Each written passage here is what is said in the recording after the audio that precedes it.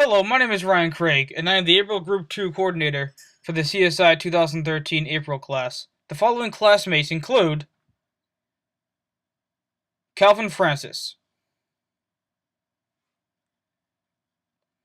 Chris Fiorello, Deja Fagans,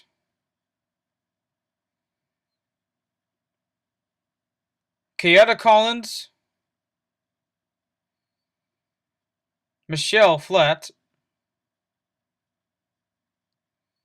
Rachel Davis, and finally, Rebecca Forsyth.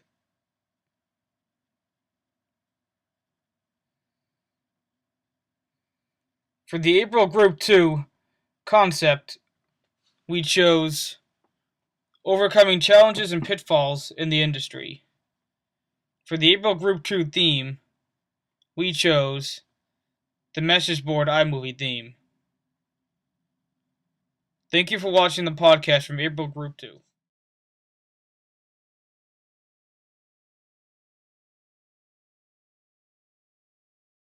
Hi everybody, this is Calvin Francis of April Group 2. As you know from the introduction, I'm here to talk about the pitfalls in the entertainment industry. Something that pops up for me a lot is creative or writer's block. At some point, everyone gets into that ditch, I think, that makes them unable to come up with new ideas. A big reason for this is often motivation. At some point, motivation engines just stop working. When this happens, what I usually do is get some form of stimulus, whether that's reading a book, listening to music, playing a game, going outside, walking the streets, or something like a free write. I find it helps to just get some input from the world around me. Pretty much if you can just come up with something to do, walking, observing the world, anything, it'll help you get past that block. For me, writer's block has always been a minor speed bump that I just walk away from and come back when I'm ready. For some people, though, the problem can become more severe. They begin questioning and doubting themselves and sometimes give up creating. This can be caused by a number of things. For some, it's when their writing, music, or other work is disliked by someone. My advice, that person was not part of your target audience. Push aside what they say and continue on down the path you want to take and seek those people that want to follow you down that path. If you or someone you know has severe creative block, you might try talking to a psychologist. There are some who deal with anxiety disorders related to creative blockage. Thank you for your time. Hope this helps, and good luck in your endeavors.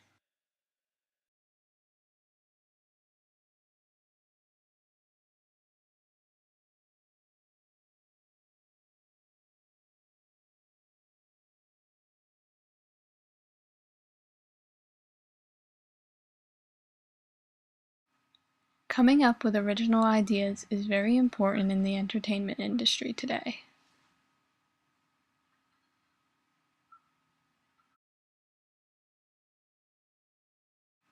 In today's fast-moving world, it is important for screenwriters in the industry to produce not new content and not just rehash old stuff.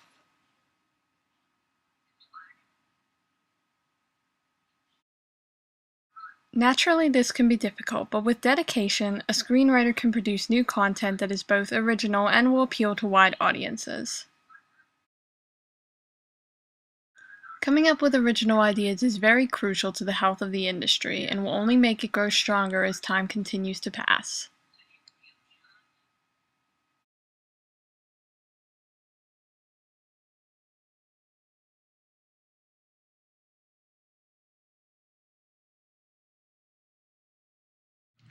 Hi everyone, my name is Michelle Flatt and I'm a part of April Group 2.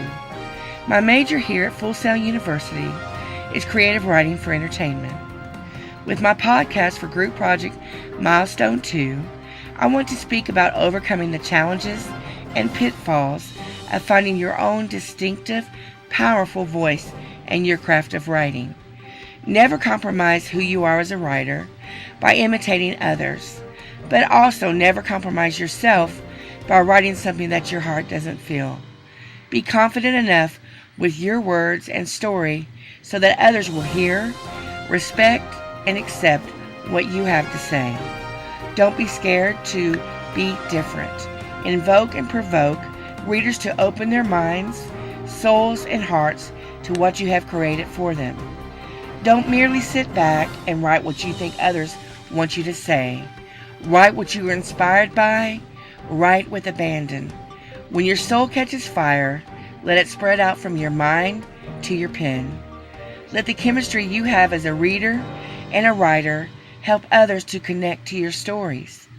Don't be obsessed with getting published.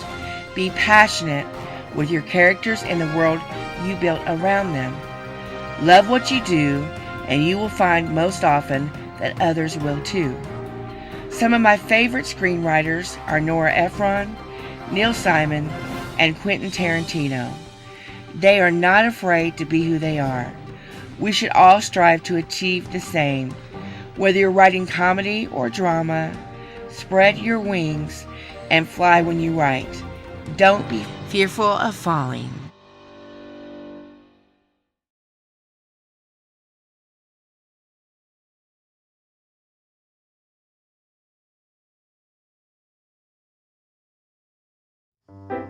Hello, I'm Rachel Davis, a member of April Group 2 and a creative writing for entertainment major at Full Sail University.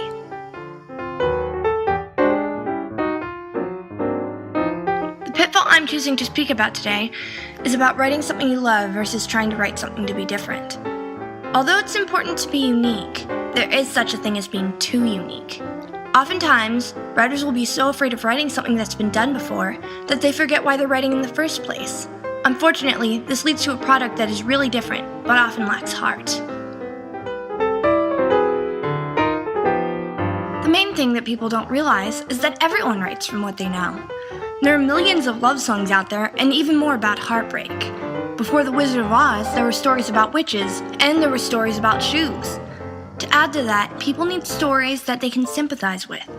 They may not be in the same situations as the characters all the time, but they should always be able to understand how and why the characters act the way they do. When a writer tries too hard, they forget this concept.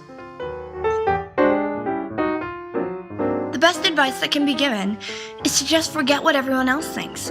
Pick a subject that you love and go from there. If it resembles other works, that's okay, as long as there's no plagiarism involved. If you finish and it's still too similar, just edit it a bit. All that you need to do is have fun. If the work isn't the best, just keep working on it. Stories take time, but that's what makes them worth it.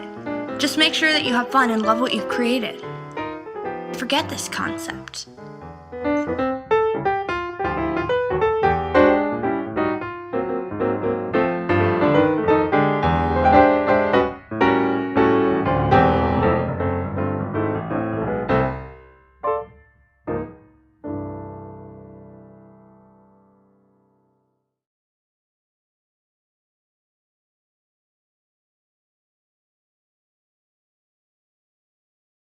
There's a big issue going around lately in the sports industry, offering players millions of dollars up front when the risk of injury or other pitfalls prevent the player from performing after the contract is signed.